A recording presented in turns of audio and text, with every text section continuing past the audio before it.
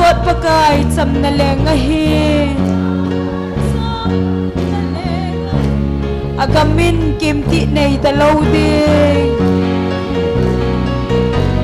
tun so nin man ti nei ta pon te ta sanin ka gal dot chung van kam no sam na leng cha pa apin ni chu thi nan vai ho min na o gin ngai ta chu lấy xịt chúng lê chúng thằng van sang ngã cái thong nghe amin kidang cham na leng pakai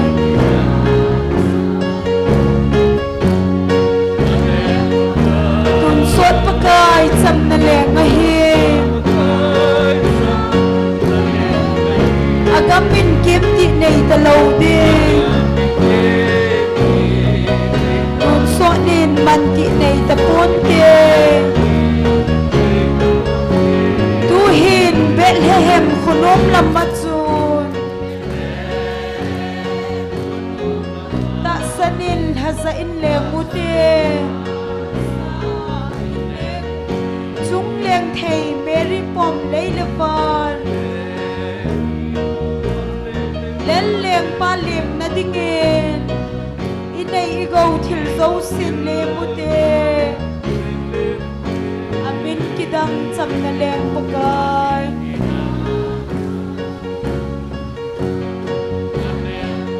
tun sot pakai cham na leng a hi agamin kim ti nei ta lo di tun sot nin man ti nei ta pon te hu hinga pakai tha ping tai amin lal Krista Emmanuel Hosanna chung nung pen chapa min lo pi ta in hen cham na thu leng hen lei se na hi amin kidang cham na leng pakai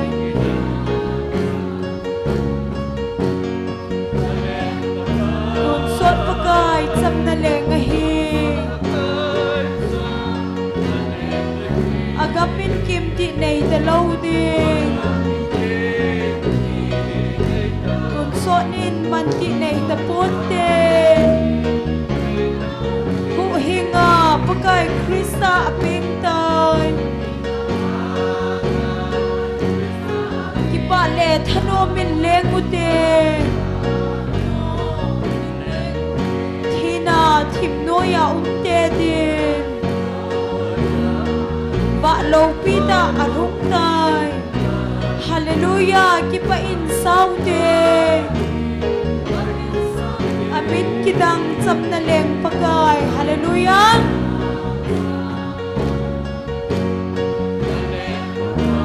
sot pakai cham na leng a hi amen agamin kim ti nei ta lo de tun so nin man ti nei ta pon te ta sanin ka gal dot chung van gam no cham na leng cha pa apin ni chu hinan vai ho min a ogin ngei ta chu lấy se chung le chung van chung thang van sanga a ki thong e amin kidang cham na leng pakai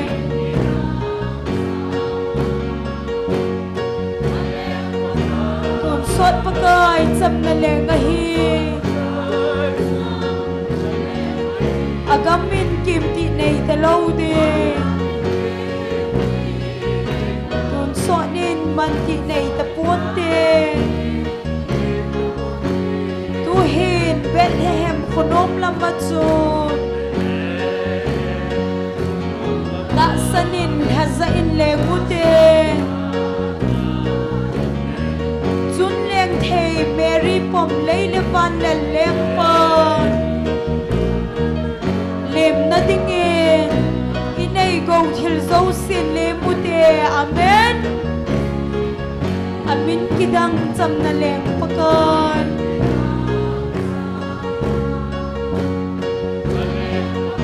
kun sot pakai cham na lem ahi agamin kimti nay talaw de tun sonin manti nay taponte mi ho hinga pakai tha ping tai amin lal Krista Emmanuel Hosana chung nung pen chapa lâu pi ta inum hen sam na thu leng hen lấy se na hi amin kidang sam na leng pakai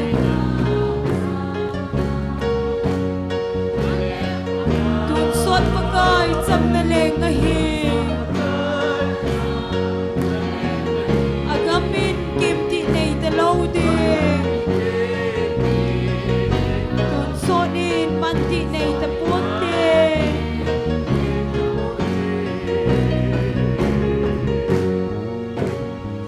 hallelujah pi ho ding khom tau hite pakai pin ni kho alung kit tai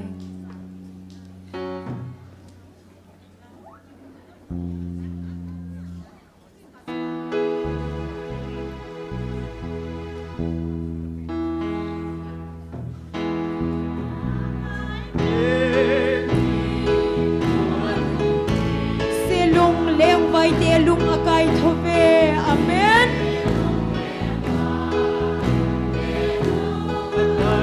va noi hilun belhem hang chunga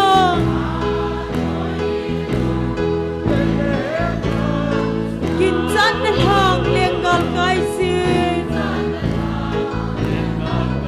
o pakai nun nem nangin nei kai hoi sin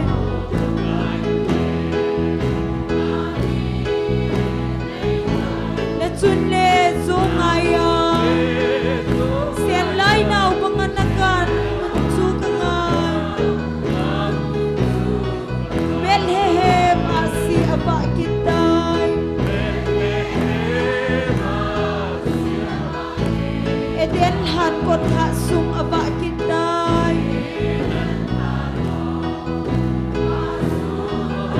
khangin thomun eden kho aba tai luktum kam chu zon tau hite o pakai nun nem nangin nei kai hoi se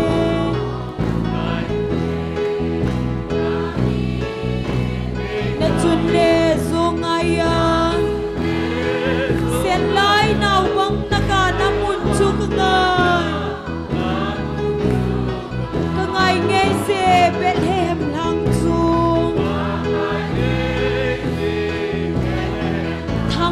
Tuni gola apang lep dai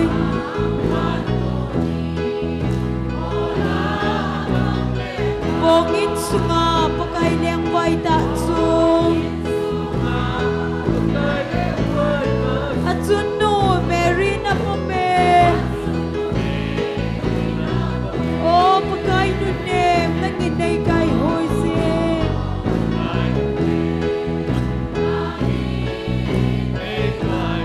chun le zongaya sen lai nau bang naka na mun chu kangai anong ngei se pakai na gam chu kay din Bethlehem lang aba kitay amen hila pila puten na mu phalo amen saron pali min leng ute o pakai nun nem nangin nei kai hoi se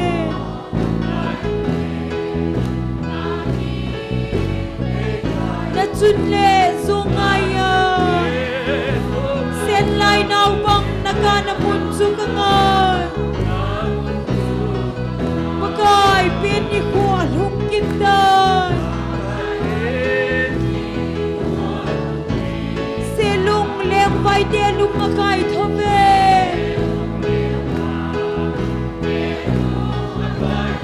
vanui hilun belhem lang chunga ginsan dalang lenggal kai si o pakai nunem nangin dai kai hoi sien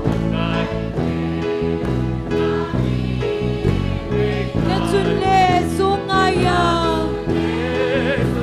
sen lai nau bang nakana munsu kangai Bethlehem asi apa kita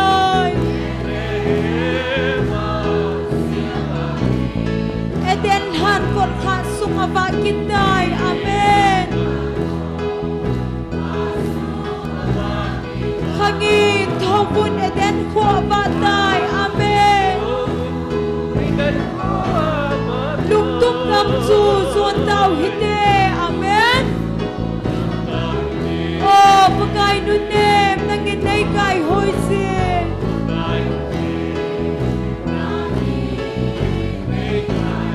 Na chun le zungaya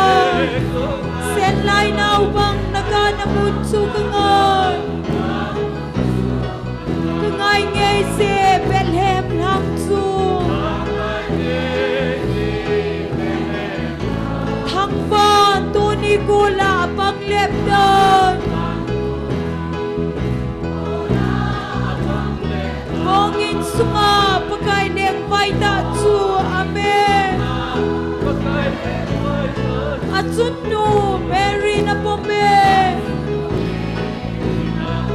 Oh pakai nu nem nangin dai kai hoi sien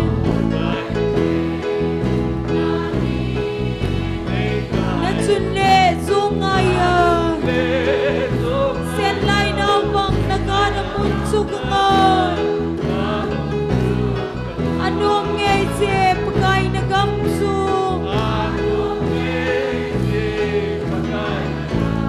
Kay din Bethlehem lang aba kita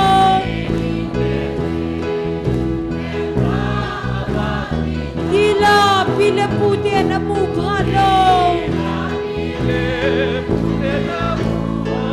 Saron pale minleng ude Oh pakai nunem nangin nai kai hoi sin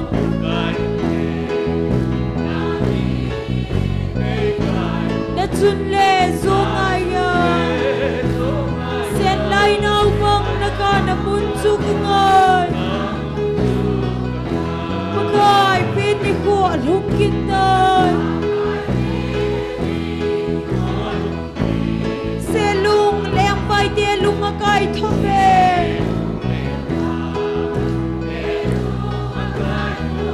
Vanoi hilun Bethlehem lang chunga Ginsan nalhang lenggal kai si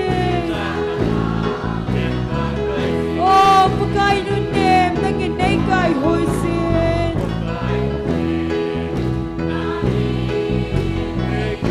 Na chun le zungaya sen lai nau bang nakana munsu kangai Bethlehem asi apa kita Eden han kot khat sung apa kita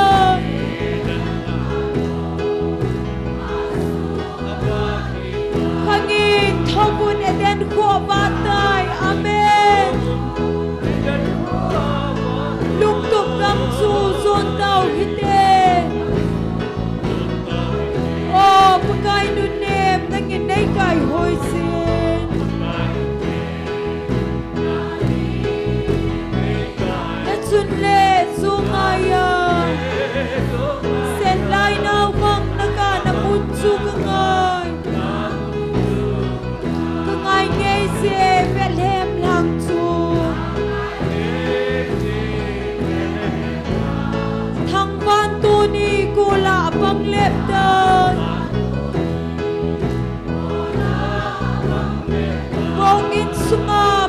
liang vai ta chu achunu Mary na pome oh pakai nu nem na ke nei kai hoi sin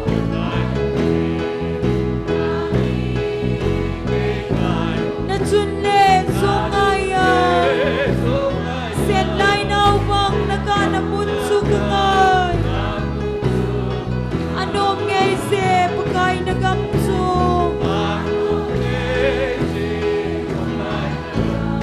kay din Bethlehem thang ba kitay tila pinaputi na mughalo saron pa lemin lengute oh pakai nunem nanginay kay hoisin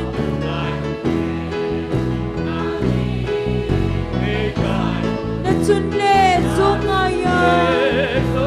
sen lai nau bang nagana munsugangay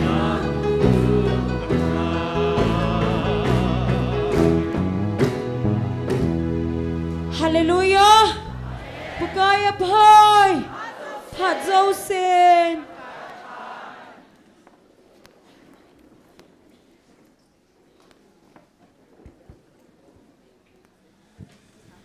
Patinin damna patpa epikidovin tuni ni khupa ni khoi musova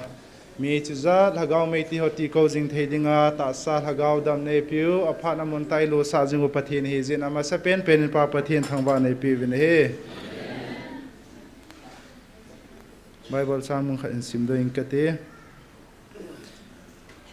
John bung khat chang ni chang thum chule som dali na hin siming kate Atila chu thu umahin thu chu pathin to uma hi chule thu chu pathin hi hi chu atila pathin to uma hi ama wanga thilzo si uma hi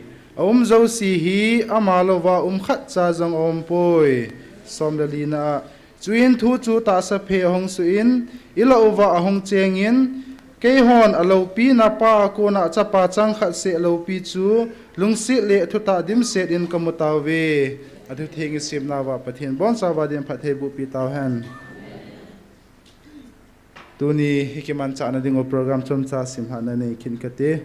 tunia tawna elam ke pi ding hile pastor thangne hung hin tin pathin wa choila esa pi ding hi khatna nu thi thim nunga neu pi GMFDI nu ning cha amaho chenga ko nai pathin wa choila nengai la du he chu tunia hikiman cha na dingo hin tin pila masa penin tauna anamang kirutin ki pathu seina anane yutin tuni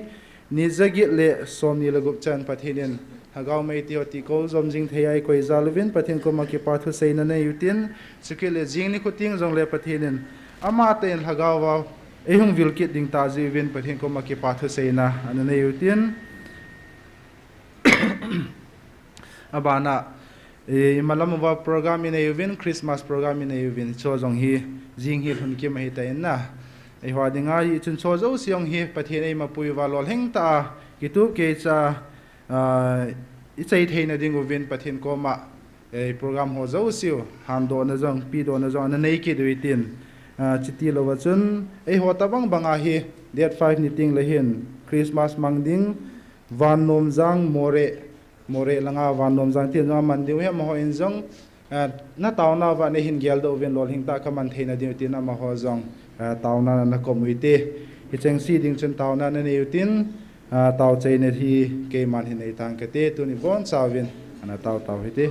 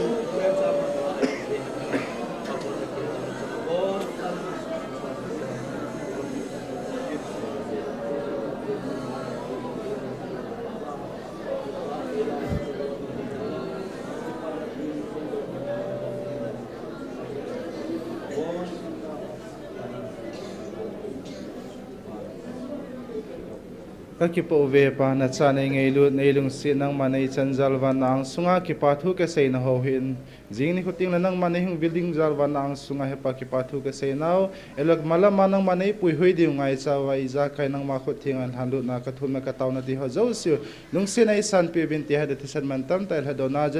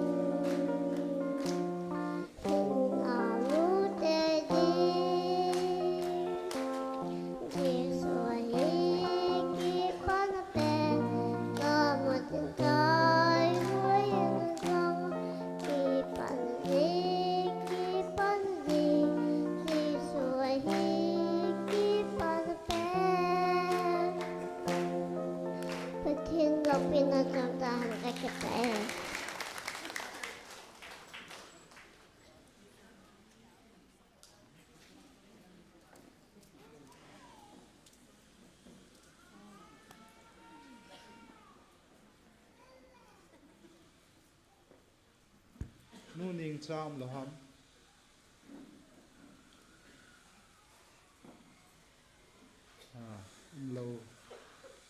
lo le ta in program ban na chal ki ta hitin tu pathin wa chei lai hin sa pi nu thi thim le loi nu hi in nunga neu pi mo chunga ki pa thu seven mo zalen pa pathin thang ba nei pi ne he aban phat hin chawai le pastor kun phat hin lai le chei chana hin la ding ta ni chun phon nom ya khat ka hin nein chu chu hi le jing ni ko thai ni pa program ding hi mi hung tam ding hi ji chun thil su tu ding neu aum dim set om na lain hi chun thing ho di hi in chu ki le chang set ding hi in song hi lai om ho bo ngan siu vai le ki zo lo ding hi ji chun hong ki pom mi nu mi pa hen la nunga golang hoi jong de a zaw nom chen ki khen le yum dan wi tin to thei ho to ang ki sei thing lo di hen lang chang set di on so hi ana tong khom mu te ana ki tho khom mu te tia pakai mena tim na ka hin nei hi tuin dunia tauna hailam ke pi ding pa sa thang leo pathin phat thei bo chang puma phat lo ding ma phat na pi taw te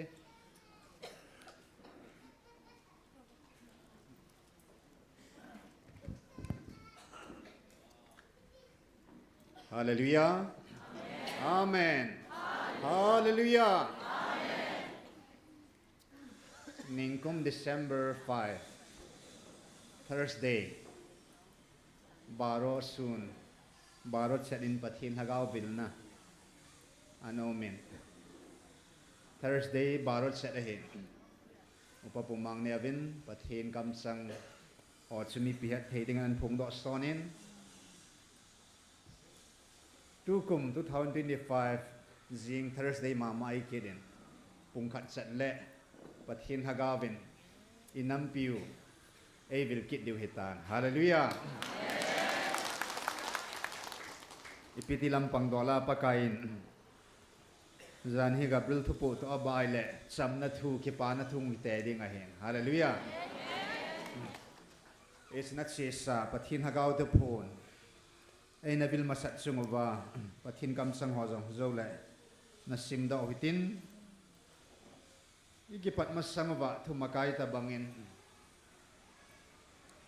o thum chung sang thu e kan sei nom o thu iza ziu hi nang long kin zong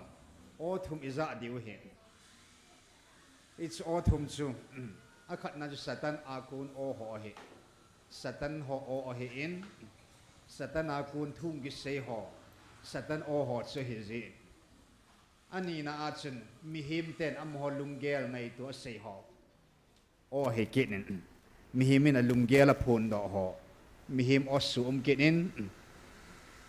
athum na achila pathin amma ta o he tunia hits o thum he thagau na khang nei san sun pathin o buk cha kila lut ding a he thagau na khang nei lo hot sun mi him o jong kila lut ding satan o jong kila lut ding pathin o jong kila lut a chopor de ding por de ding ai ta a channel amma jong la lo su ding a hen ya chung satan o jong ai pi lo ding satan o pathin mi masa adam le even satan o anaza ji honin satan o anangai jon ji chun pathin to separation ki wisdom na sana anasutan hon tai pathin o sanga satan o anal han han ji achu amani ji azwan nui chon sin analut khai Israel ten ankil hano Samuel Tim Gavin leng mas sapendinga athaw nu so leng pa yong chu pathin o zo ngai ta lo hela mi pi o mi him o zo ngai ta ji chun a leng hi na kun na ki chun hata na he pathin o ngai ta lawa mi pi o zo ngai ya mi pi ho in kil hai na tha ding gansa bong sal thau ta ta ho chu a pha sa agak leng pa gal hing an kayong su a pha sa mi pi o ngai chu mi pi o ngai je chun ama jong aleng chana kun atau na kun a ki pe hata ne tunia pathinin ni hizat kum hizat ning kumin som ni la live e veloven Gabriel vantilin thumve hin pathin hagavin som ni la ve som ni la khat ve hin abanin kummasa in pathin hagavin ka het khilawai le 2023 as in 23 times tabang pathin hagaw thing in evil na mongo chu anal hengin tu kuma hi le som ve hing ta in jingkhu som la khat LHINNA ding a hin ya tu na pathin hagavin evil now ver som nga le vel thum veli izau pathin hagaw o chuna za de ham na ngai ding ham mi him pulanga ho thu se na za de ham ai lo satan ho thu se chuna la de ham na ya tu ni a e hon ikil hat khan dingo hagawa pakai ni khat jong khali phat ka mansung kan simta in Peter sorsa Peter satanin chil dinga gu thi chu su chil dinga gu thi chu ya chu ata san horla yong hung ki chil dinga hin na pathin o ta san ta pathin o zata ta san ta ko ham ti hi e horla jong ki thang na lai di chu hung ki heng chil ding hung ki he chil den la hin a hin la Peter je paka yesun ya chu satan lep la zo lo na ding le satan khuda mang pi do a Judas Iscariot bangam lo na dinga so kataw pi ta ti na hi ya tunya hi e ho zong it's all thum la hi satan o mong ngai pi ngai pu in ani na achun mi him ho pam langa thu se ho mo ngai pi ngai pu in lai muna pathin hagaw kam chang pathin kam sung su pakai su le ya len la ya ni som li an ngor sunga me thi bung li chang li a satanin he ji sung hoi chang la so sain satan o ngai pi pu na he hallelujah mi hem sang ha zinga hing ding ei pu in ปะทินกำสุงสุอากูนะหงปอดดอปะทินทุหิงอากูนะเฮจะทุตอากูนะชูหิงดิ้งให้โบเวอติฮาเลลูยาอินน้ำโมหีนังซงนะอินสุงซงนะโหบุงซงอินน้ำสุงอีกำสุงซงหีปามลังามีหิมกำสุงสุหัวใจเกตุงดิ้งไอโปอินสัตนโหทูเสียจงเกตุงดิ้งไอโปอินปะทินอบิจะปะโกลังเนกระบาดกำสุงอากูนะปะทินินอากามาจะโออาจะเนกระบาดกำสุงอากูนะหงปอดดอปะทินทุตะทุหิงทุกุจนอินาโมฮิจิโบจนอินาโมอาหินสาดิงอตุนดอดิงไงโบเวอินาโมมันนดิงทูจนอละโนมายละอดังทูจละตาอาหินนำหินังไอลุตตาตานำหิกิตุงเตเตดิงานาเดียไอเลชันนังไอลุไลเลชันตุนยาเฮฮิตออทุมฮอลาฮีมีฮิบอมอมอนงไงปีไงปูอินสัตันอจงไงปีไงปูอินปะทินโอปะทินกำสุงสุฮีเอฮอดิงาอีกินเนบนาวอีบุลปิวฮิอินฮิตโบหินอิมาคูฮีตุนิชันไอปูหินฮิตโบหินมาคูวาจงอีกินเนบนาวสุฮิติจูเธอมากายตะบังากันเสดอหินตินนิงกุม December 5ทิลสุจงปะตันนเมลซีเกดอตินกันเสบังาตุกุมจิงนิโค Thursdayมาปุงกัดชนะปุงขัดไว้ไงดีว่าปะเทียนินไอ้บิลดิวเห็นตัวเห็นตัวสูนปะเทียนถอยกิลำกายในดิ่งหออินสิมทางกตินเชียวติงละเต่าหน้าบ้านในลุดเดียวเห็นอิสายาวันลิสนูทุเซกทอเลเทียวเกรซีอลำกายนหอนเซแล้วหันอีหอปาวาจิเซียเลยอิสายาอหินI S A I sai A H A I sai a iti do dan chana yo pa wa chu sai mo mo he ding a him ai le thiu grace ho pa wa chen sei ki de ai le Isaiah ati ki dio tan na ki lai ki ka yong su oi chu hiong le a chum chum ki sei nai pon na Israel te la thim gao lin na ne ki he Jeremiah ho thim gao ho banga Isaiah thim gao ama ma ji sei nau hin Isaiah kitihan lang Isaiah kitihan lang Isaiah kitihan lang sai kitiyong la ama ki sei nai bo ve pathin hagau tu pon sei ta in kan nup le Joshua jong su Gideon kati the Abraham jong su Moses kati the Moses Abraham kati the hatin na it's a pronunciation na boy na ding ai point it's about to come kile pila thim sana Isaiah iti ja chu pathin tu ka gil chum hello hele he ami je thakat de ve bo ve ong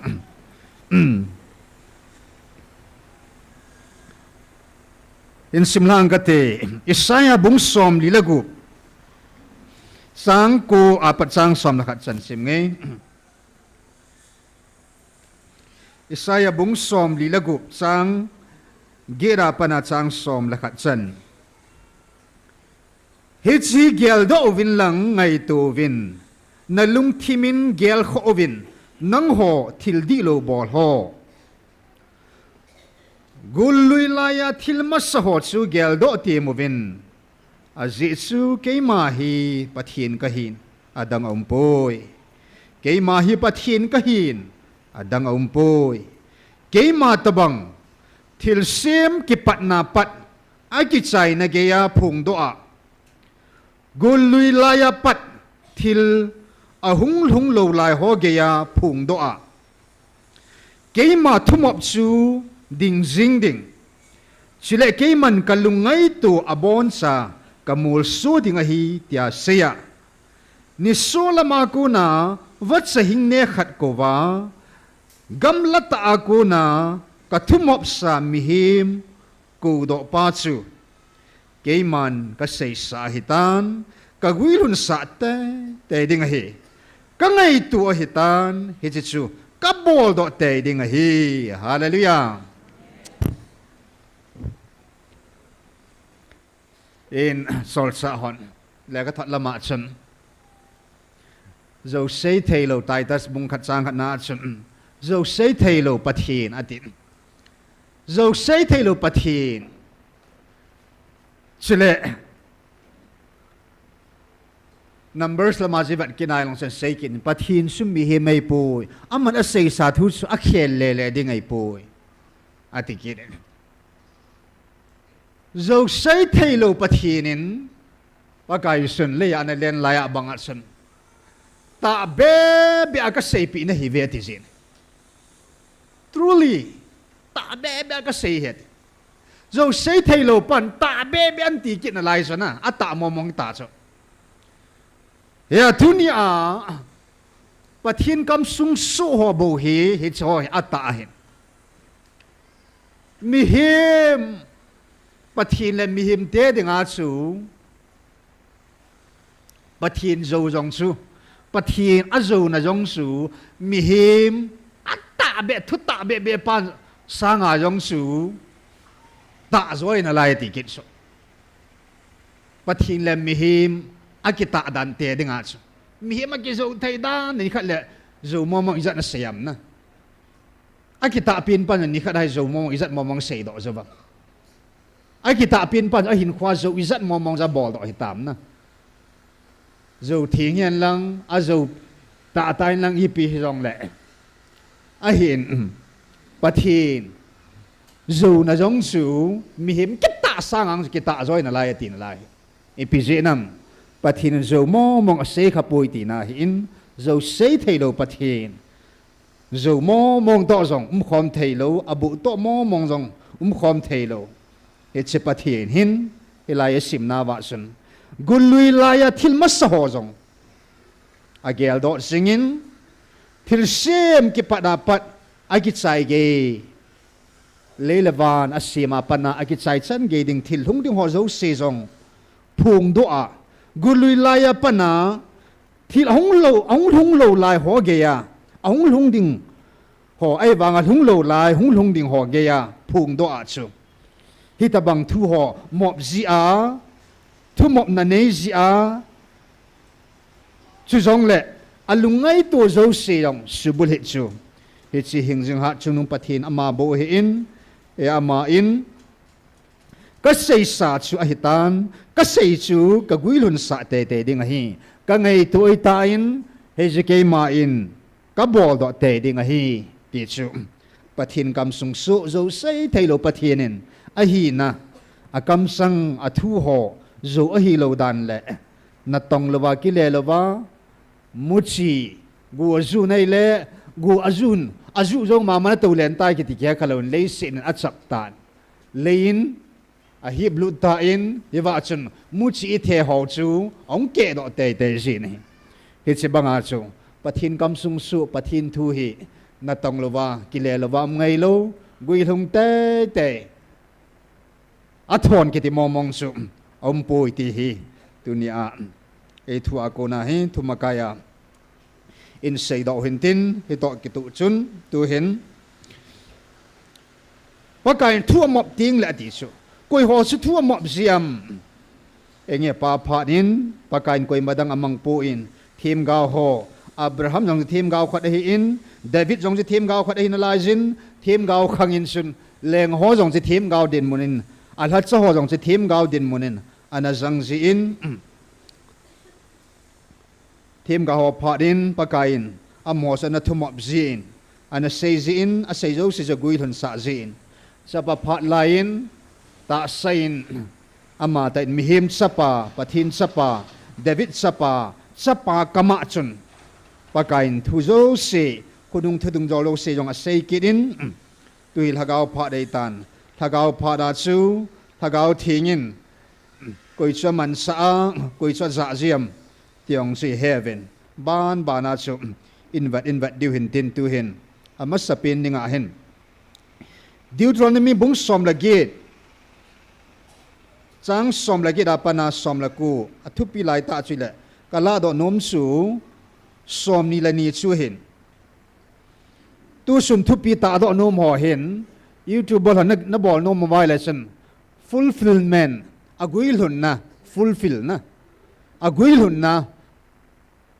pathin kam sang ho iti gui hun ziam pathin kam sang su na tong lovina kile pun agui hung te ji ati thu hi hin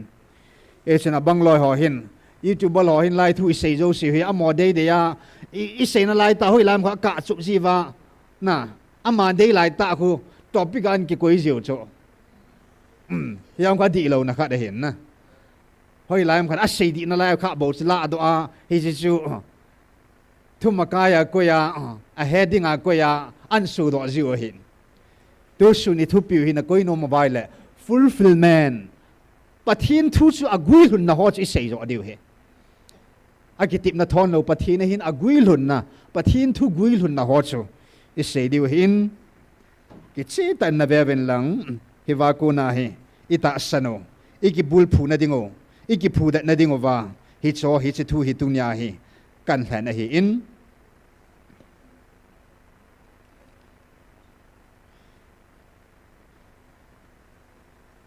sim lau te Deuteronomy bung som le bung gate sang som le gate apat som la ku chan sim nge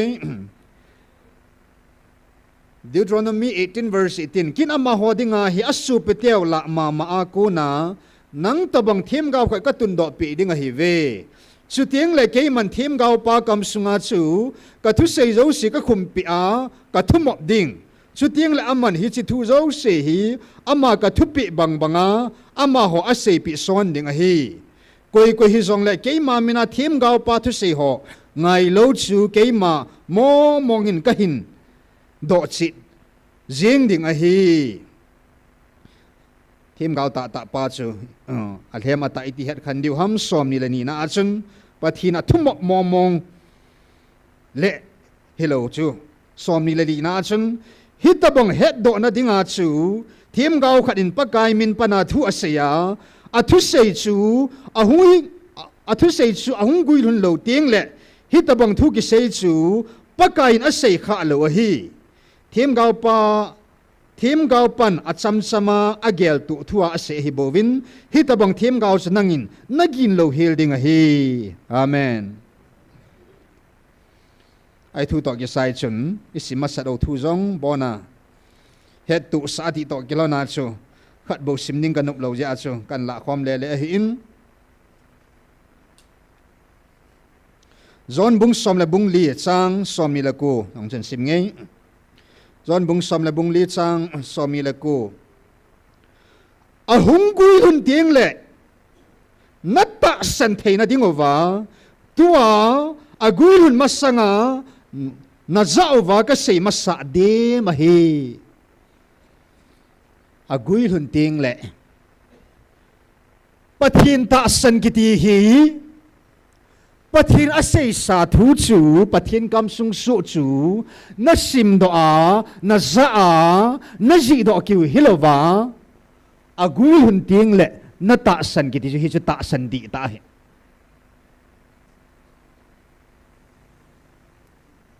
agui hun masanga yo na ta san agui hun zawang na ta san ding ti nai ta san faith ki ti chu ta san na buling ki ti chu pathin kam sung so chu agui lung dinga sei agui lun ting le ta san is a full faith complete faith ti na hin agui lung nai lo vai le thing nai lo chu ta san chu thing nai lo agui lun ting le chun ta san det sana ta san ding ti is complete faith ta san chu cha hung bul hing ai ai le pathin in thil zo se gung tu in agun dung zuin pakain sayong se masaji in a bulhit zin hi a thumop ho atin koi ho ham them ga ho thumop zin them ga hem ho chun a sevin a gui lung poi pathin hagaw thu punan sei sign lai muna hin hinge sei na vinte am hon song a hin la van tir gilo ho jewang je sei na vinte di so sei vinte di khunung thu ding hon sei na vinte a hin la am ho in a gui hun sa thei po ve ti so hallelujah pathin di ta le pathin lem ho thim gau lem le thim gau ta ho tunya pakai hat sa di ta le pakai hat sa lem ho chu aki het khan na ding chu aga piam aga chu agui lun na a kam sung so thu chu gui lung nam gui lung lo ham tia hong ki he khan ding ai he chun pakai in thêm gạo masaloi ipuluyo Abraham ko mahi ipian seya agitip na bangaz guilong loham na velte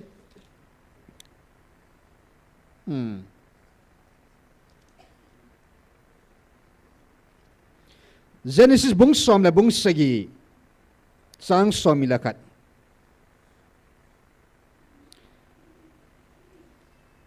Yesu ay nei pi ko ma avela an phu dat kit hi in Genesis bung som la bung nga sang thum sang li yong chu hi kit in Abraham hitin zong ati vetan nang man chi khai ding la na nei pi pun hi je chun hin vetan kain sung bolam khadin ka go alu ding a hi ati hi chun vetan a hinga pakai thu se ong lung pai jin hi ti na se hi chi pa chun na go alu di lo ding a hi nang ma tai gu ya ping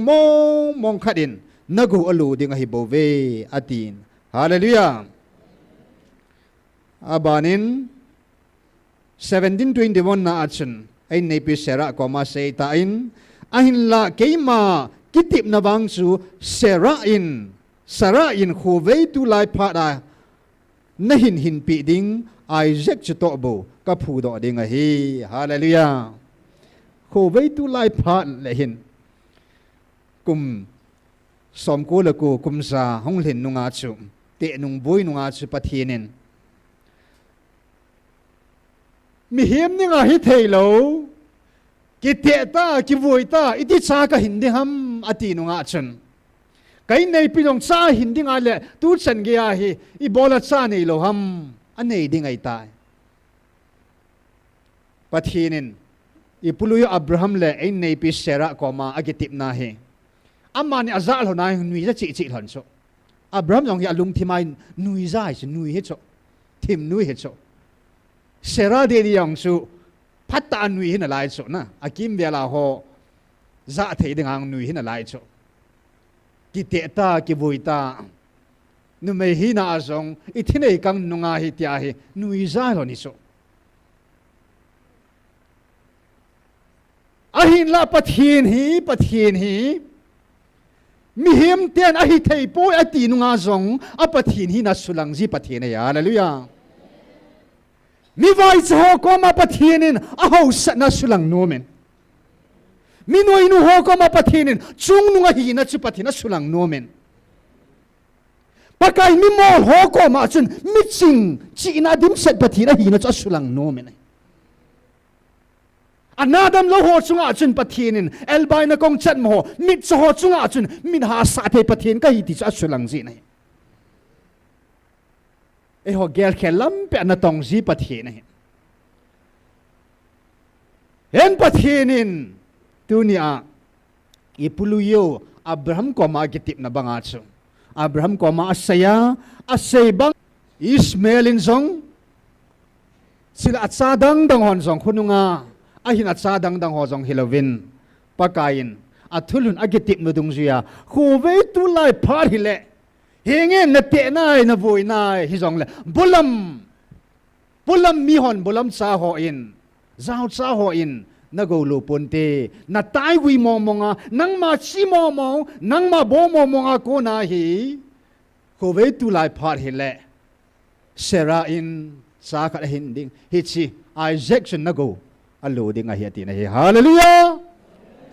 asay bang bagin pakain mihimin ata san lo nunga amani tulun na tiyan yung nui za siva nui za ta san lo pum kitile kisay kilintin ta san may taylon nantin ay va nga su nui za pum mahi akila alon he so thucho ahin la pathin agitip na thon pun asubul hitta na hi hallelujah ya pa khanga pa pha la ya pakain ipulu Abraham ko ma nikitip na khat jong su pakai thulun khat sun Natsanti ho hi gam dang khul gam la khana hi kum zali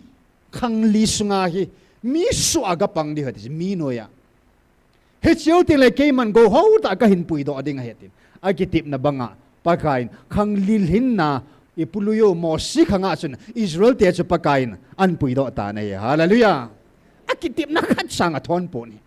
tunia I say no mo chu pathin chi ti ki temam ti le pathinin a seizin a gulun masangin mi hem te hoin nui zat na pi nei jong le no an ku nga tu ayong su kum zawal ku nga tu a chu mi hon anui sado hin a hin la pathin thu tip cha vai ge ngei po ni a pha chan gu azuin tui sang a lenin no a le in sung mi ho cha hu hing na chang ove hallelujah hen pathin akitim na bang bangin Ismail to jong hilovin Isaac to jun pakain kitip na an nei ta na he hallelujah pathin thu tip cha thon pun a pha chan guil hong nei hi si banga chun pakain sapa phana thil hung lung ding ho pakain ipuluyo David kama hin lain an sei do sa tain ipuluyo David kama hin an phung do tain hi wa phun do thu hi anangai ki do te Psalm bung ni chang sagi pakai thuka na chuke man phung do inge aman ka za nang hi ka chapa na hin ke man tuni ni khua ka hin na hi hallelujah pakai thuka chu ti chu thuka pakai ki ga na thuka chu bo ke thailo ki ga na thon lwa guil hung te ding pakai thuka na chu pakain ipulu David kama chun an phung do ta in ipama phun do chu nang hi ka chapa na hin ke man tuni ni khua ka hin na hi tuni ni kho ka hin na hi ang guil hung denga hung ki se prophecy fulfillment gau thu ki se aguil hun na he jisu ita sanding chu ta sanal hinga hi in gau thu bo se na ta sanding ai puin agui lu na bo se na ta sanding pu anya na ta san ngai chu ai le hit ye sei chu he ve hoya chung gui lung tam Hebrew bungkhat sang khat na achun masang lain pathin abung in god som in them ga ho kamin ipu teu ipa teu hinga thu sein tu lai ni nu nga hin atsapan e ho hinga thu sei tai hitcha chapa ta chu imazo se golo atu na hitai chile thil siam zo se jangi amma khuda sim sa hi hallelujah thim ga ho kama thu amma ma sei sa hi in masang lai chun ipute pa te hunga god som in tu lai ninu nga wang hin a chapa ti chapa sonship na cha hi na chapa hi na an man sa chapa chun thu chu sei tai chapa kama chun thu chu an phung do tai an sei do tai ai la hi si chapa chu ke man tu ni a nang hi ka chapa na hi in ke man nang ma tunia tuni ni khwai ka hin na hi tu ni ati chu hi ju koi man tuni kiti su bible record lo jin koi man he povin a hin la tuni kiti ni khwa chun ipi chuna suam chapa hung su do na dinga chu ta sa hung ai cha ita in ya chu gospel zone bungkhat sang som da li na chun chun thu chu ta sa pe hung su in ila wa hung cheng in ke hon alo pi na pa a ku na chapa changkhat se lo pi chu lung si le thu ta dim se ning kamuta ve hallelujah thu chu ta sa pe hung su tai di na ipuluyo David kamana seisa kumsang masanga na seisa ita ipuluyo David kamana seisa thu chu hungui langa ta sa pe chung su ita in thu chu ta sa pe hung su ta in ta sa pe su chu chan wa ti pu in chapa ti chona pasal lim la mela hung he cho ipijram them ga hon hilaya se David kama se hi dunya ka hin nahi nang ma ka chanu nahi tile chanwa hung de cho na chapa ti to kilo na cho chapa mo nga chung he cho ta sa pe hung su do a hi chin ni kho chu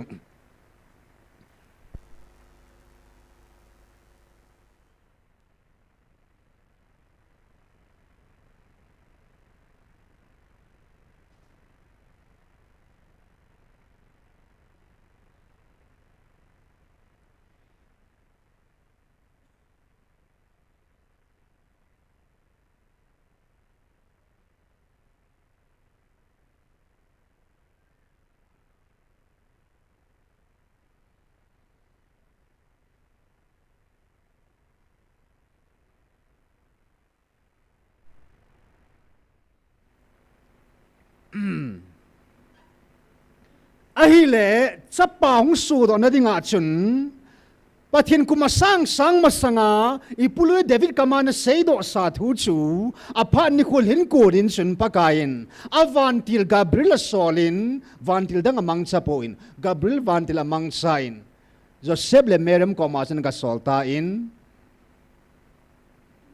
gai natin sapa khat na hin amin Jesus na sa ding hatita na hi hallelujah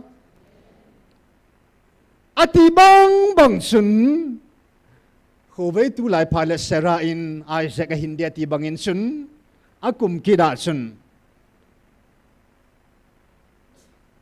Mary chun sa chu a hingta na hi hallelujah Jesus chu pathin phatip thon lo chu pa khanga ki tip non khat sang thon lo Abraham ko ma te zong la chun voi zong la chun chapa khat na hindia tin bang a hin sa ne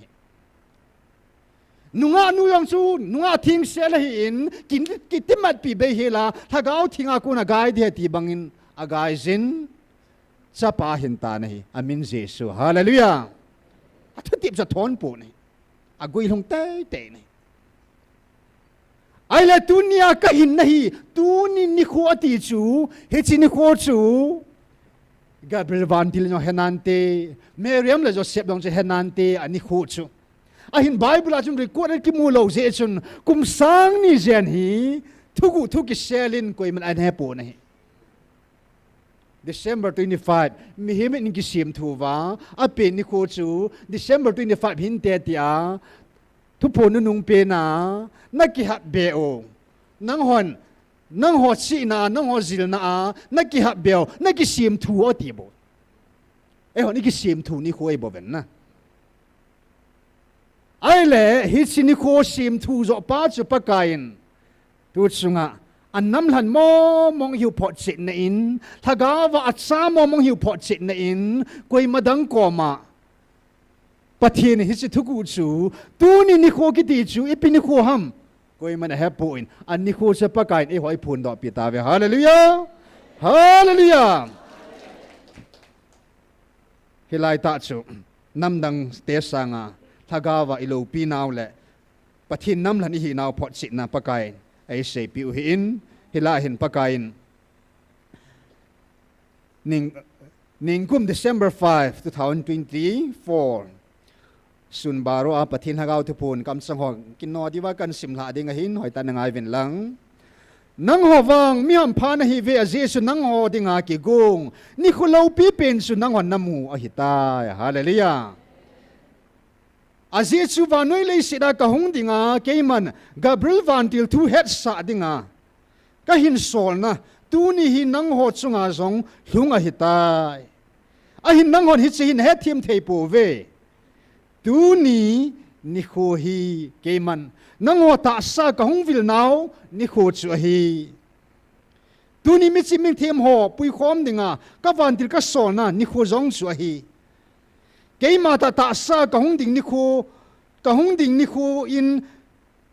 ka sol le Gabriel vantil ka solin tu ni nang ho hagawa ka hung vil ni kho hin wang Gabriel vantil solovin tunin keima ta nang ho koma ka hungi hallelujah keima ta sa ka hung na dinga Gabriel vantil ka sol na thu sa nga chu ta sa ta keima nang ho zo sil hat do dinga ka hung na ni kho hi chu nang ho na head of a mel chi na zo diu na me nang hon keima nang ho zo sil hat do dinga ka hung na ni kho hi chu nang hon na head of a na mel chi zo diu chu na mel chi zo diu chu keman ka dei sa zo na hi ve nang ho dinga Gabriel vantil ta sa ka hung pen ding ni khu thu sep ding le het tu sa dinga Gabriel vantil ka hin sol na ni khu sanga keima ta sa ta ka hung ni khu chu lo pi zo le thu pi zo hi a hin tu ni nang ho mi ham pha na hi ve hi chi thu hi koi ma chanam ka sei pi pon nang ho wang ka han do ka cha te na hi si wa hi chi thu hi ka sei pi na hi ve hallelujah ta sa nei kilan hi leo chun ta sa nei kilan hi leo chun ta sa Israel te din mona sei na ite tunia hi thu sima thugu ho na het lo diu hi in a hin la thaga wa nei kilan ta se wa ke man hi chi thugu ho koi man nam khat sa ko ma ka sei lo nang ho ko ma hi chi thugu ho ka sei pi na hi ve hi chi nang ho hi ka nam hlan na hi lo phot chi na dinga hi chi thugu ho ka sei pi na hi bo ve hallelujah ki che seven pakain thu chan le la tan na ipi ni ko hi dingam tia ipu David jong hapu in sor sa ten an hapu in tunia pakain ta sa Israel ten an hapu vin thagao Israel te sei pi ta ve hallelujah nam hlan di ta hu pot sit na pakain itabang thugu ei sei pi u hin hitlaya hiche phat lai ta pakain ipi ji a chu hi chi thu chu ei sei pi ham ti chu isim hata vin hichla ka sei nom khat chung Gabriel vantil koma Miriam le Joseph hi nga chu lagao thinga ku na gaya chapa hinding ti Jesu mata ta sa hong pending athu he tu sa dinga Gabriel vantil asol ni to chun ta sa hong ni agui hun ni chu ni khu thu pi chi chi yong la hoi zo thu pi am ti chu na appoint chun hoi zo thu pi am ama ta sa agui hun ni chu thu pi zo hin kuma sang ana ki im hi chi thu gu ei sei pi ham anam hlan acha hi zewi hallelujah hi chong cho na zo thu pi pen lo pi pen chu granted ai la lo na dingo December 5 bo chu Halloween pakain evil layu ni khu o iza thei layu ni khu akam sanga e ho pi layu ni khu tunia amun thenga ama hinga i taw thei layu ni khu hi chi ni khu hi thu pi dan ja pakain niu kha jong ha sulu hela aman tam dan chu niu kha sang ni khu kha thu pi ja ka gyal zo na ding zo lo pathian in evil layu ni khu hi a thu pi dan lo pi dan hi December 2 appointment hong ta in puthang sim an phatapu in koi ma in receipt ta po vin hisu pan po lonin hol hat so ning kum December 2 achun hilai mun akitaw khomin doctor hegin phat ki pi hi in pung sagi chana ma pha de hin ama adin chatle pathin lagaw vil na hong ta nei hallelujah vantilan sol that so an receipt man lo chu chinya chu ai la pakain chinya chu December 2 chu ni danga Gabriel het sa ji ya chini dinga chu Gabriel ong sei sa talo ke ma in ni thum ni hin ni sun baro ting le nanam pumpiu ka hung vil di hati na hallelujah Gabriel ong sol talo chana chini kwa appointment chu amma ta na ki sei chu amma ta na ki sein amma ta hong subul hit na hallelujah e ho nama vil ding jong hi pathin gon to sa na ko hin pathin ama mama in e hung vil ta ve ne hallelujah athu pi dan chu koi mangan se ta lo hela Gabriel ngan se lo wa til da man chalo hela pathin haga ama ta e vil pau hi e vil lai ni khu ama ta in thaga wa e hung vil lai hung ho pi lai hi chini khu hi aman tam dan alo pi dan athu pi dan hi isu mil lo na ding wa chu amel chi na khat dinga pakain chi ei sei pi ucho ham phat chung nu hi naw hi thil dang lo pi chu i tui cha te ho sang i ham phat na pau hi tu khang ngai ya thim ga hon aza nu mo zanom za thei ta lo leng ho in aza nu mo za thei lo na tu na nang le kein tu khang ngai ya hi pakai o iza pau hi chi sanga khang man tam ta lo hi pathin hagaw thu pun an sein tu la ya nang ho ka vil naw ni kho hi chum lo hi le til ho long sim po ngatis ni kho long sim po ngatis ni la hang sim po ngatis Israel te jong chu ke man kanan gam puilut pong katin cross sa jong chun katisana na hol hat do na ding jong na na tong po ngatis dunia nang ho ka vil ding ni kho hi tu khang ya tu ni kho a tu ni kiti ni kho a hi nang ho ka vil la nang ho ka ho pi a kal ha ga wa nang ho to hin ka len khoma ka o ka za sa ding hi chi ni kho hi aum theina dinga ke man sim tilapa na thilo si kan sim akan gun het hallelujah pathinin van noi lei si sim masanga atogun hola a plan hola a purpose hola a thupi pin la chu khat hi chu e honam e vil de hallelujah khalanin ga thai mang the ga sei mang the ga sei lai the ga sei thupi chom the lo bchum a sei bang banga chung gui lo ngai pa pathin lo pin chang han lang chlai ta chung aya chung December 5 bo chu thupi tai la wa ni khodang su mel du ai pu in e hon nam pum pia dinga thupi pen chu pathin awai za sa lai ni khu alhagawa e vil lai ni khu taw vin tai taw khom lai ni khu kha jong la su ding gung hin na dam po dai le zinga ding thai ni ading na ki na ta bangin ni khu zo sin ki gongen lang hagaw gar sat khom dingin ni sin hilai muna pathin ai vil lai ni khu aw za ding na thupi ni ding pai na hin khodam song thupi penin gelen ipe jenam sa paom lai ni khu zong aphat abe ni umene thagawa ki phuna oi za na lo van pathin lal to na van noi khang tu sima koi man ita banga pathin o zakhalo khang som jong zakit talo ding tu khang ya tu ni khu a tu arsa tu ni dan ta pa ka oi za kal wal ki pa na dum talo granted in lahi ben sopi na ya chu tu ni khu ki ti pathin evil life ni khu hi man mo isolo na ding ova athupi dan agil dan man luta iman theina ding ova igel do jing na ding ova chung ta sa hung su na ni khu ta sa ta aman ong pi na ni khu chu hi chi thugu chu ai sei pi lo hen na ya chu ai chi ni khu az mo ta na tan da na ga ngol dan ding ai po in i sei nom pi pe no chen tunia pathin ai vil lai ni khu hi chi ni khu sanga e hon na ma de nga ni khu lo pi ta po na he chi ni khu thu pi pe na he ai vil lai ni khu hi o iza thei lai ni khu alai lunga ki phun lai ni khu thugu zo se hi lai ni khu he chi ni khu ne dan he chi e hwa dinga i hin lo i dam lo na pathin ei sim lo hi chi ni khwa dinga in sim oi bo ve ti bu kim lo ho jong hi chi ni khu dinga na se mei bo ve lai muna ta ho jong hi chi ni khu dinga ei sim bo ve pakai he chin ei ki sim lo naw hi i pi dinga pakai ei sim mo ham ei sim lo naw hi chi ni khoi la su lo hi la gun su ta ke pa ta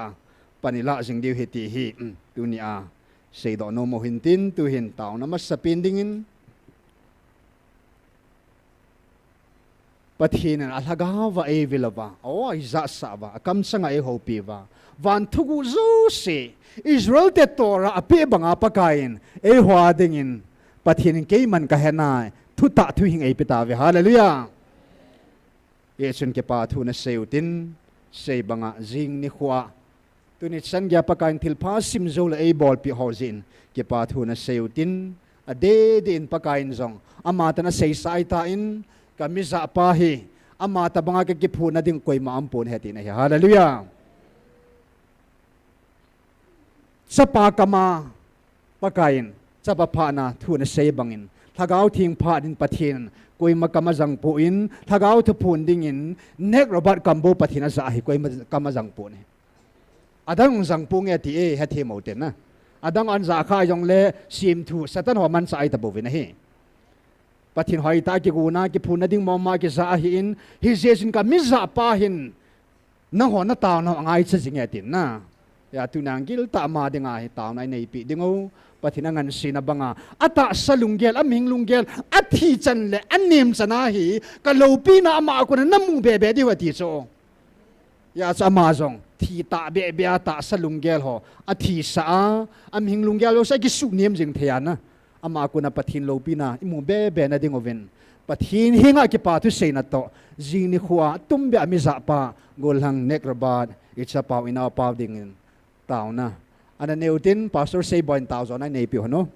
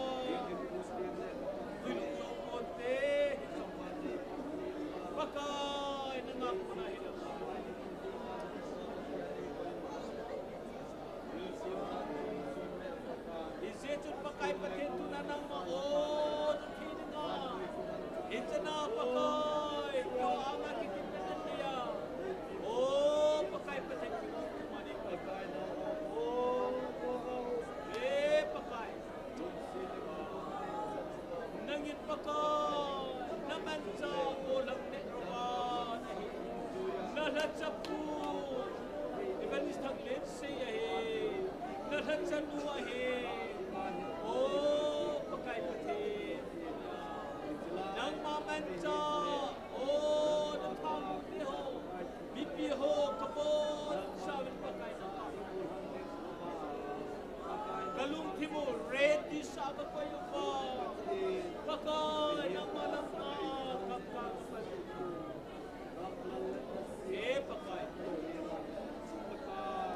Izijun pakai pati.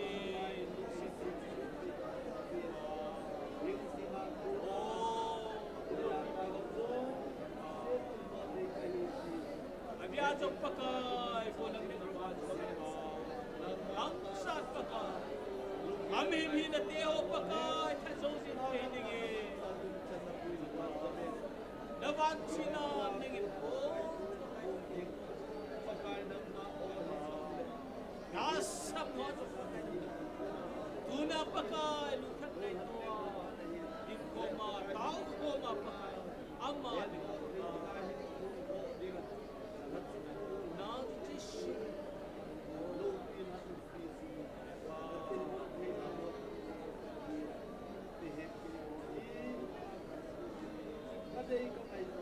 nang maohin ni bang tapos Ichin na tonga pakalo. Nakitin na tiho ba? Panas. Pakai. Ulit kainingin.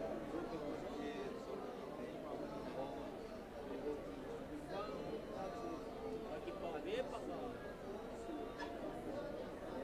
Pakai. Low feel na siya.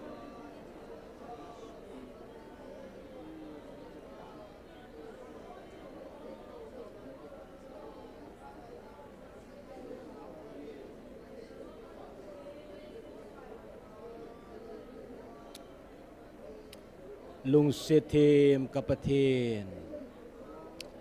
kakipau ve pakai dam na phai piwa lung thim ngai to the na e piwa pakai nang ma thulalate ho a kibul phu the na laya phat phadam na phai pi hallelujah kapatin nang kathang wa ve pakai nangena phat phana on oza thiding azong negun zizi with the hallelujah nang kathang wa we nang ma o kaza jing theinao nang ma la ho zalin hallelujah kapathi nang kathang wa we o jing ni khwa jong pakai nang ma o ahiniding bang ta kaza ova kona kata asanwa konwa kahin piwa kona pakai ichilei sedam sunga gaso thedinga nego namhan kahita zewin pakai nang namiman sate ho adia golang nek robat pakai kapatin tunin nang makonakan wap sa uve nalatsa zo siyang pakai ki ho zo siyang nang makonakong ki wap sa uve pakai nei mang chawin kalesit mhem lunggel ngai tu that zo che thedingin pakai nang nagal zona na tilbol na chupakai o kain khusung wa nangin hinta lang zodinga pakai hinga kathumu zo hi iza kai nang malupi na hi han mitam pinto num nan ne han lang pakai lam chumin bui pi jong le pakai tunin kapathin namiza ate hol ke ho zo sin pakai sumil lohela chipia thipia hinpia pakai va banga vanui mu thedinga pakai kain ko wa su langa om the zo na dingin pakai na miman sa ho zo se tutel ke ho zo se yang pakai ningan sinau chi subuli thedingin o lo pi pen hin zangai tabe nang ma khanong ki wap sa na ji shumana ka taw zo he amen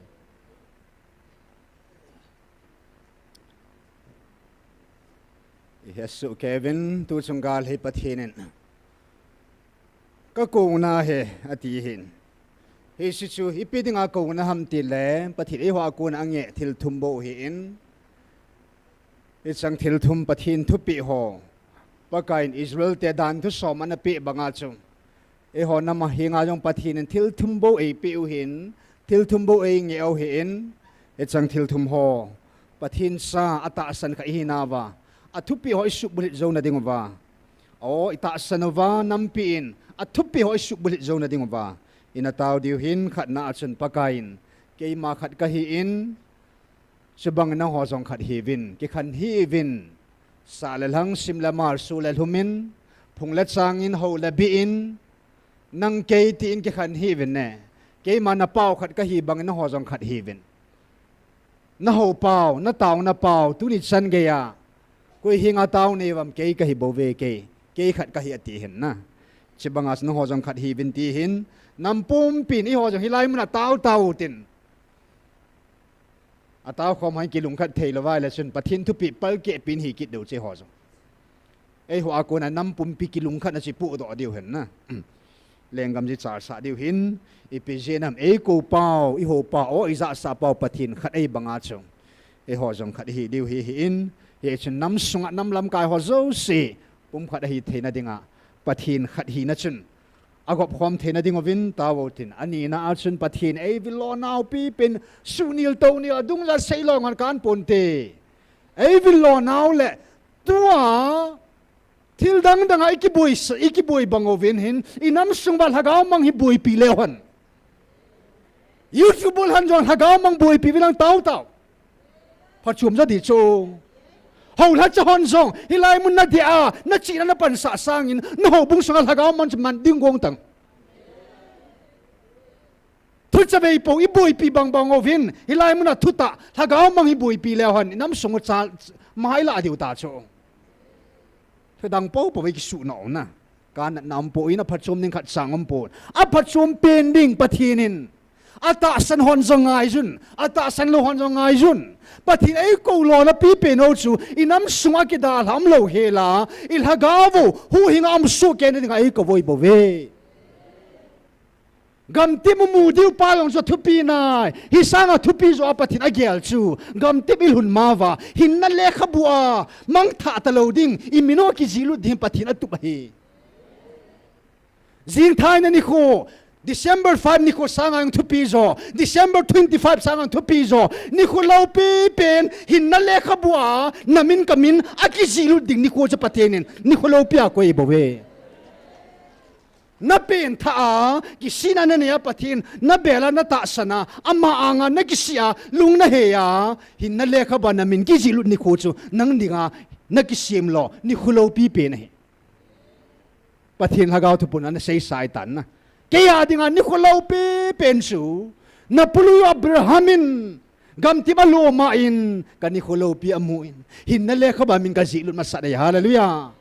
en na puvin kay man Niko amunay le akipa thanom le je ga hallelujah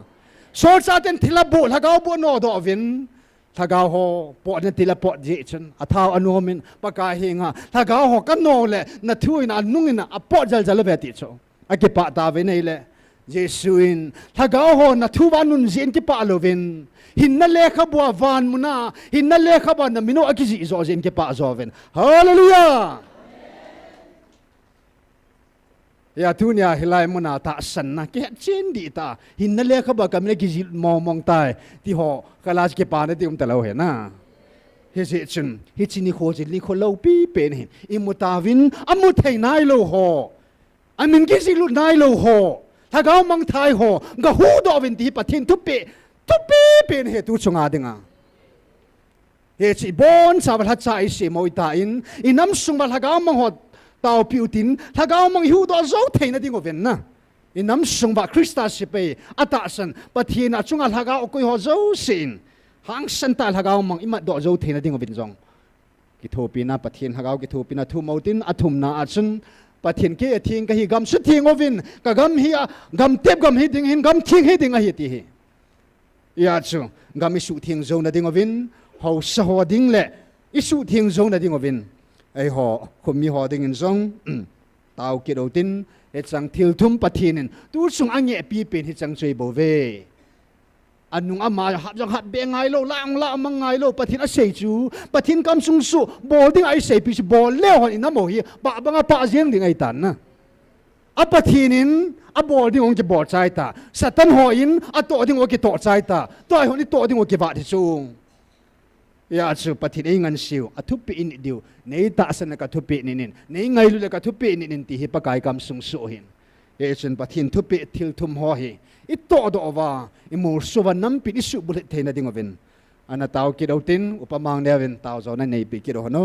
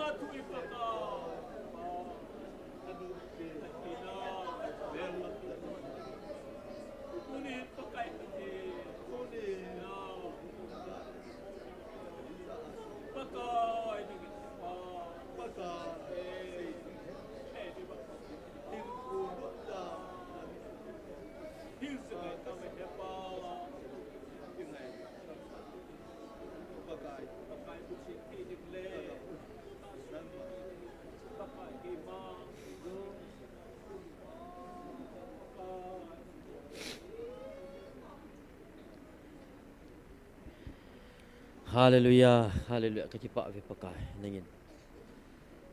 Lagawa ni hung vivan oh nei za sa. Kanam khan khuding ho pakai ningin hin sutpi. Ningin nei dai ta thum ningin nei thutip ho adia. Gamsung nang mano khum ding. Ningin na thutip banga hausa opohon gamsung su thieng la lungchang lungthim thagaw na pi di na ko makataw pi ve. Lagaw mang thai ding nangin na gel kho banga na lachon ka gel kho na divin haulam kai ho zo silung thim nangin na cho tho ding na ko makataw pi ve nam lam ka hichin nangin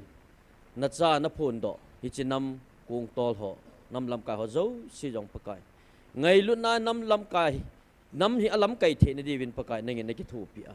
ngai lu na zo sia kai ma ko me na ti bang hin pakai nam lam kai hon ngai lu na hi nam hi alam kai the na divin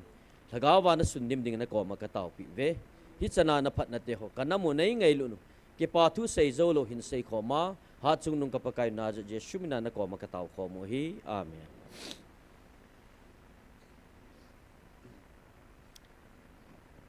nu tao zom ngal di hintin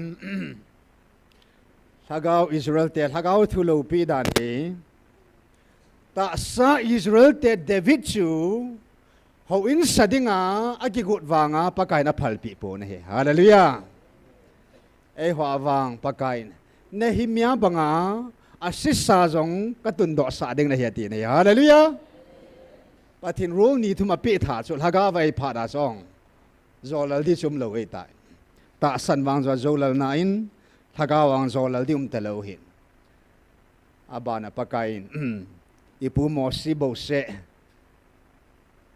ท่านเองนะติงกอลอันนั้นปิจูปะทีนินไอหัวจงไอเปตาเวฮาเลลูยาอาจารย์หัดสัปูปะทีนินอัจฉริวันที่กิโลหัวโจเสียงสุมังเทนะไอท่านเองนะจุปะทีนอัจฉริกุยไอตาอินอับบานบานันมันดิ่งไอฮาเลลูยาอับบานปะทีนินเฮจิกิพูนนะดิ่งมุนทิงอันนั้นเวียงตุบดิ่งอันนั้นงะตุบดิ่งแหละฮิไลมุนวันน้อยปุ่มปีกิเตียงกิเสกเหลวไม่ไทยแต่ฮาเลลูยาถ้าเขามังไทยตั้มตะกิหูดอนตั้มเป็นมุนหิตาในฮาเลลูยาฮาเลลูยาฮาเลลูยาไมเคิลวันทีลินอาทิงที่น่ะพงดอตายกับปะทินกิวาช่วยน้ำมุนเฮฮาเลลูยากับปะทินกิโฮน้ำมุนเฮตีนะเฮกับปะทินกิพูนน้ำมุนเฮตีนะเฮIt's mun ting pakayan CRT tiahin gong do hangal ka sa cho CRT hin si hin amun ding an nagut tu cho hallelujah abana ata sading tu ahi arhung pang hi cho arhung panga ata sa pathin an sa a o vanui het dinga inam pumpivin iza thina dingova ti chuan man sa cho hallelujah ya pathin ke tu chana thil do si gong to masalovin na atong ngai pon hallelujah ago to chana al hatsanu gamdanga kolle vaila na to na ko na nanam la na tongin tinan puilong hallelujah hau sa pulong gila chi tuan sei tain hilai mun hi peding lunggelan nei tain al hatsanun jang ki patanan kisanin kum som lang hi ministry an pudo sa in apart sa in pakain akam sang phung do la ki thu pi ding in evangelist buthang len se na swal tan hallelujah akam ta ki phun ni ngai phanin pathinin 2023 kumbul sun al chu an pui lung ta na hi hallelujah min thang mo mo ta chu ei ho loi hi yan ki se yong le amo ho pangai be hi ven na min amo si rt tia ko tai ho ka chai ko nai lo chu I ho pao Jesu yong min Belzebul ati na lai na Belzebul ati min thang ta hi cho thila te jing jong Jesu ko hi he do na thila te jing jong chin khulam ko hi ta cho ko jong mai set he do tai chi banga tunya pathin het thilan jong a het mi hemin jong a het amin jong amin bo theo thatsa pathin man cha che ki hi jong le min pha thei lom a hi mo mong ta ve hallelujah min pha thei mo mong cha hi ta ve na hi ye chen tu hin atum be en pathin le ami pa ki tip na pu ps pakain thaga wa huin sa do ding hum pi phut da ding le tung do ding an nang ma hi kangan se ni tangin bolin atin na jing ni khozong da ama ataw na khat hin pathin pilam pang an hil be be de ham taw pi utin pu piers to pathin akitip na han hi ama nga su bul zong na ding taw pi kidotin sile patkak pakai ni pu mo si banga thanei na tingol vantil gi zo se su mang the na yong thanei na tingol api alhat sapu Michael vantil adin pi jing theina dingin ama dingin zong taw pi kidoten na hitsim mun nei nu te taw te in nei pi hi si in nei nu evangelist nu chin khulam pathinen mun thinga adinga nangan se hallelujah hitsim ministry thagaw mang tam ta hitsim muna pathin lo pi na imu be be na ding oven na amma ding da ministry adingin hitsim mun thinga dingin hitsang thil thuma dinga chun taw kidotin tui taw now hi evangelist puthin mang in zo pi kidano taw te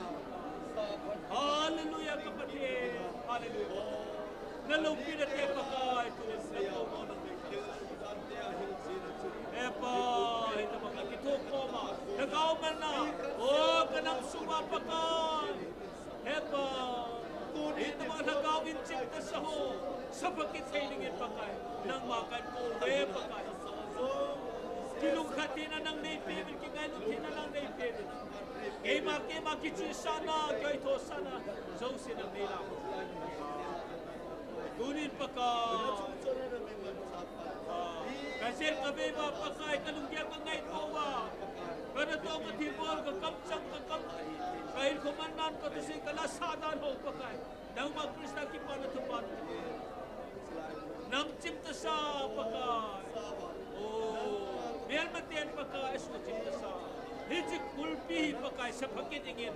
pakai katau ingin thaset hina nang nei pi sina nang nei pi hagau mei nang nei pi pakai hachat te ho jong hisri tan pakai nangin hin ready tan hagau mai begin pakai oh hagau mana pakai hagau cinta sawasan pakai lung sit him pakai nang ma nei lung sit vin tunin jong o nangai lut na zala pakai pathian nang ma to gun nang ma thil gun ho jo si pakai pathian tunia nang man nam ma puyati kamit tawa kamu yun na ko ma ki pa thu ka se na he nang ma thil gun ho hi ko hem asu tang thei dinga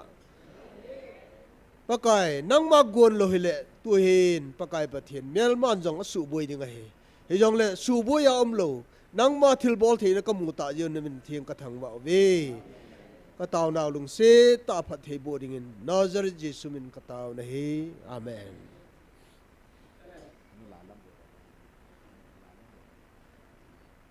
Engi. Pathin hi simuna hin hat sang pa ki pa na thu hin pu pi sing ven hallelujah. Thu zong ai pu pi vin anadam lo hotam tang dam na nein thila leng ho zo seng kyang ta chut pai nei pi vin alaga vin ei veloven hi banga dam na sang nulalamin dam na thu ki pa thu pathinga ka phung do no me tin ma phat som sa na piu te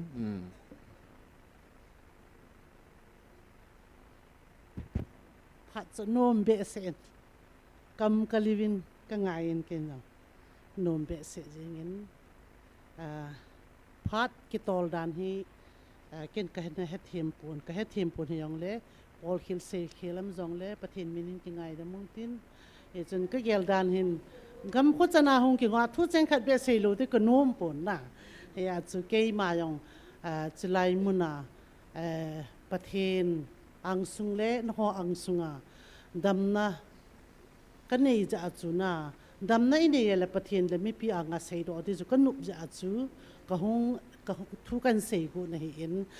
ka kong lai ta hi e pe ha adul pom ta bang khat nom men e chi ning ko ma hi ko ma ka hong kanung chi chun hi ti chun na jing ai achu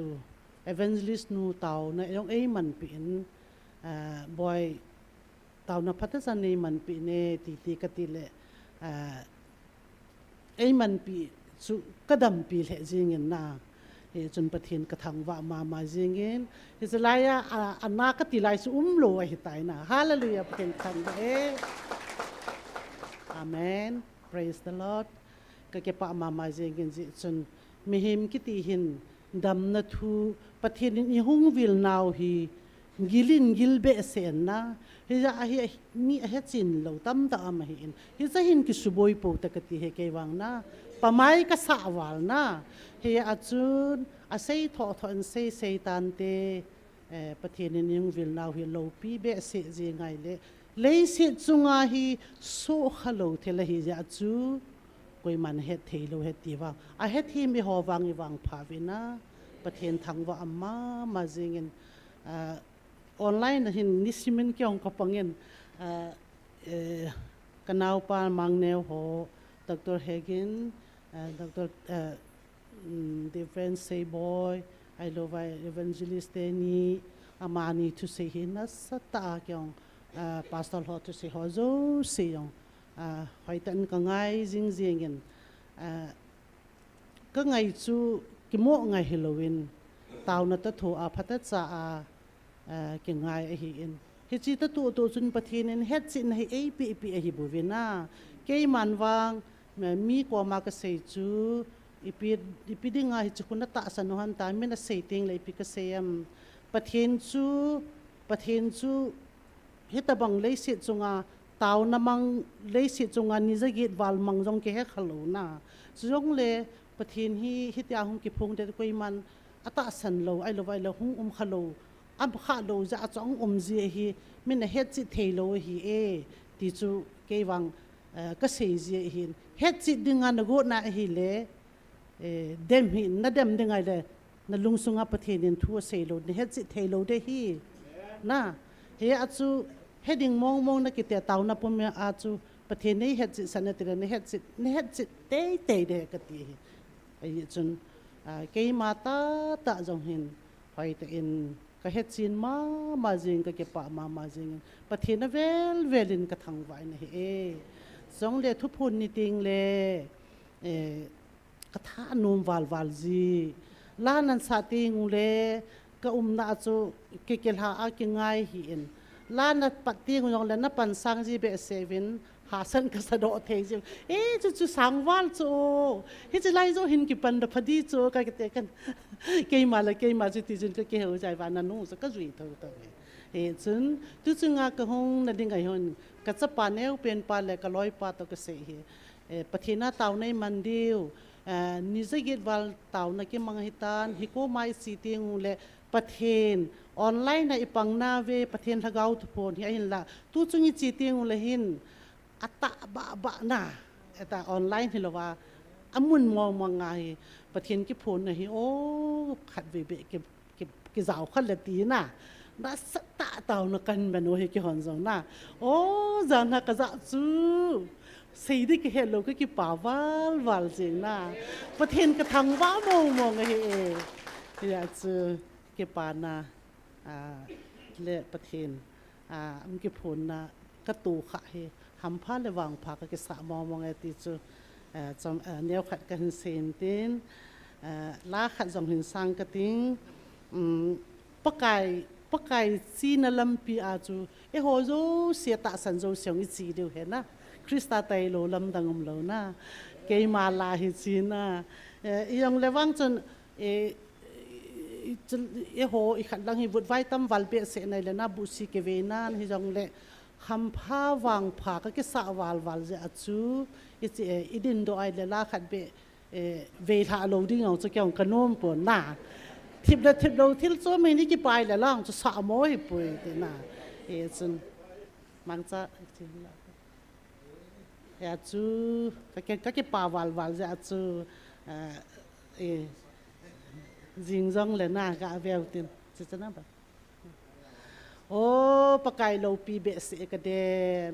เอเวนลิสเดนี่ยองอามินอาหำจีนคนลำทางเลี้ยงสุดก็ยังก็เสียงอมโลสุละมาหอนน่ะได้ดันน่ะเสียให้กันดีก็สบายดีสาโลละจีอะไรให้พัดจิตได้เห็นนะพัดจิตจะทุบปีเป็นเห็นนะ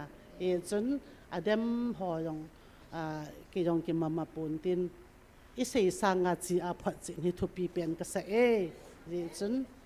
ประเทศนักกิติมนทอนโลเดหีนะจันจุยตันตินลาขันสังยินะคริสตาไตโลลำดังโล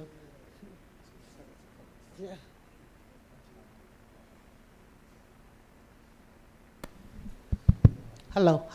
ลเจ็คฮัลโหลปะกายพายพาจังเซ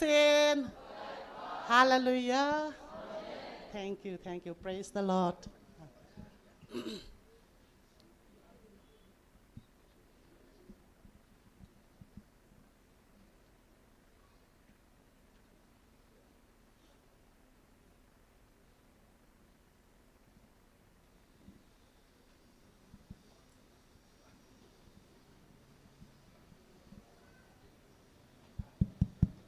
Thầy lo hom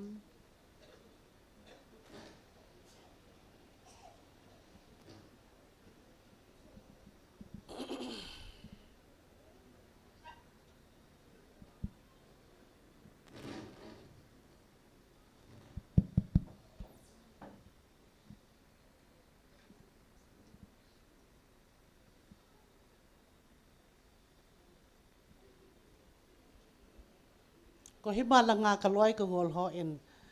อดจัดดานุจูที่ยิงกัดจันทร์ฟอนะหงจะเจงเงินนะนั่งนวางพาวาลเจงเงินนั่นจะอัฐพลจังนั่งวางนะหำพาวาลที่ก็กิลิสาเกนั่นแค่เราเนาะยังหงวินกติเห็นนะมาคนจังอวัตเตยดีว่าเห็นนะฉันฟอนจะกิสุละทำไมเนาะ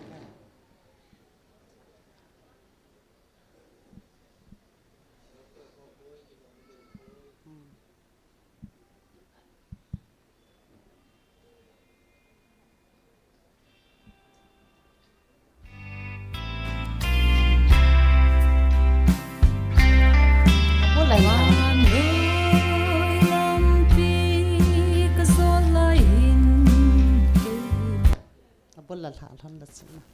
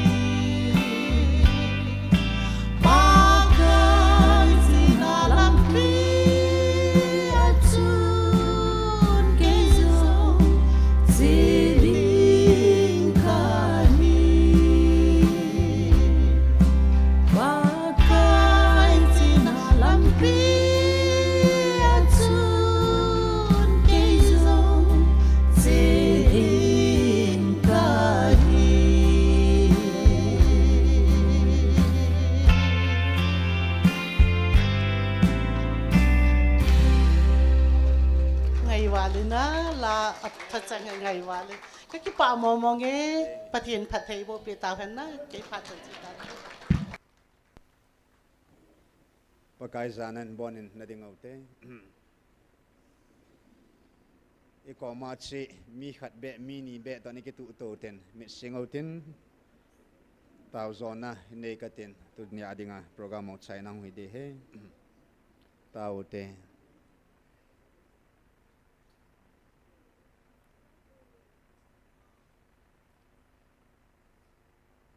lấy mi hòn lấy xịt anh ai rồi van mi hòn năng mà năng ai rồi mà lại sol cha te him gạo te na namang cha tu khang na nung thagao thing pha nen thagavin kanamo tun do na ding le thagao mang kamat the na ding ole vanui pumpin na pathin hi na avela kidang ta amuchi na dinga nako na lan do na ona za sa na nam lan ka hita zev na min thing ka thang wa ve thilpe la thilpe chung nung pen ate pi be hil pakai nangin ngai lut na nei pi zevin ka ke pa ve pakai is ngai lut na achun nan ka cha ti nei ko vin na min thing ka thang wa ve vopa kapu Abraham at sang se hi lai nang man nam len ta na hi ding hena ti pi o gam len ta gam tip pi ding na ki ti min gam tip gama chen khupem bang in anomen asu na pa khang som chan gein khang soman phat theina dangoven na lo pi na mo ve na hi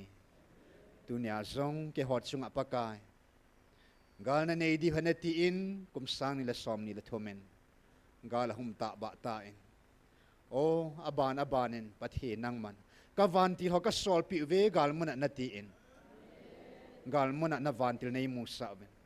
hilai mun him mun thinga ka han pi u michael vantil ading jing e cham jam chei na ti in kamit ta vin zong vantil nei mu sa ta ve o pathe ka chung man na ke tip nei khat sang tu ni sana thon pu na mel ma tiaw singa phula ding ke man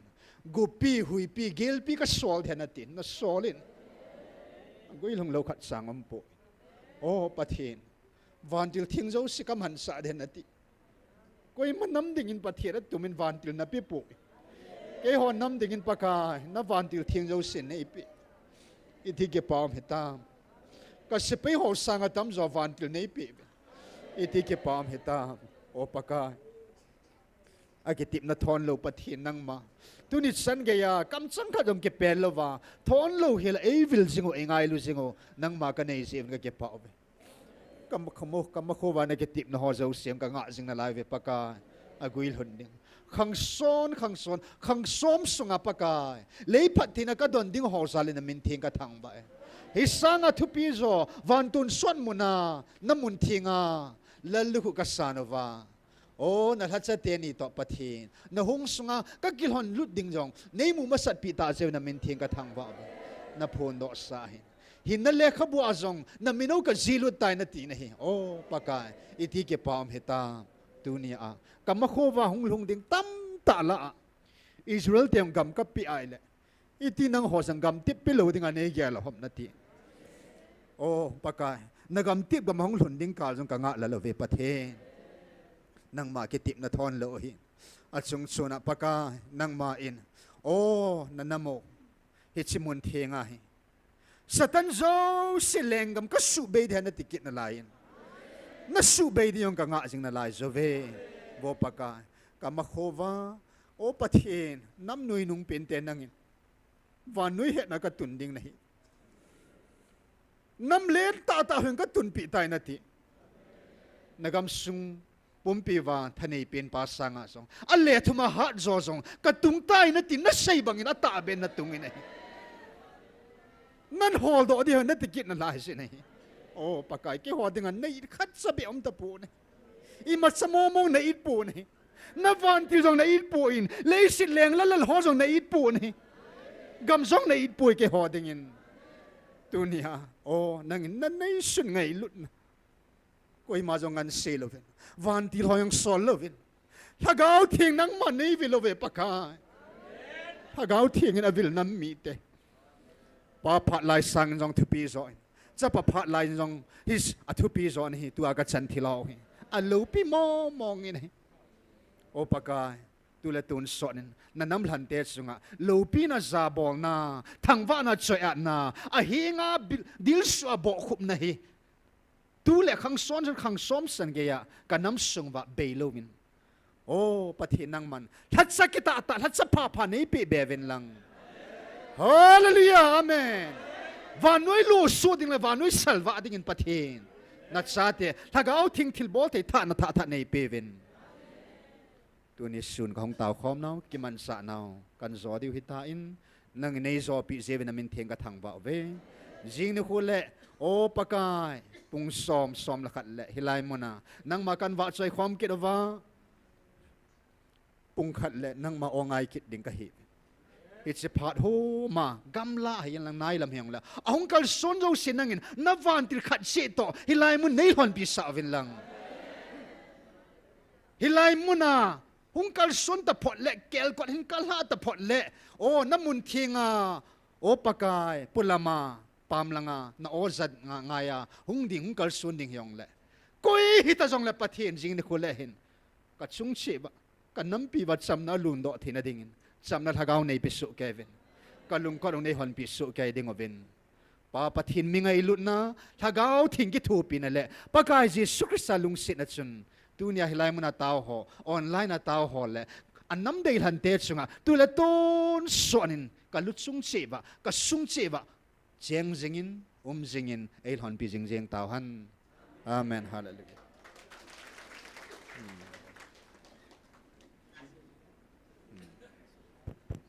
ฮัลโหลเจ้าลังอาคิพูนบางชุนนูตีหอจูจางเสียบเทเอโลนงาหอฮิจงเละคิงไอใจอิน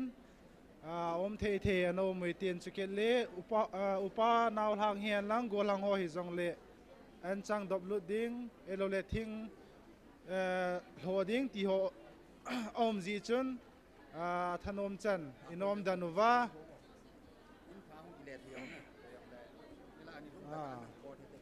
ฮีจุนตัวอินเสียหัวจูอิโตคอมโลวาฮิเลมีฮีสร้างนี่สร้างทุนลังกิขบดิ้งฮีจิวจุนลายาหัวบวิน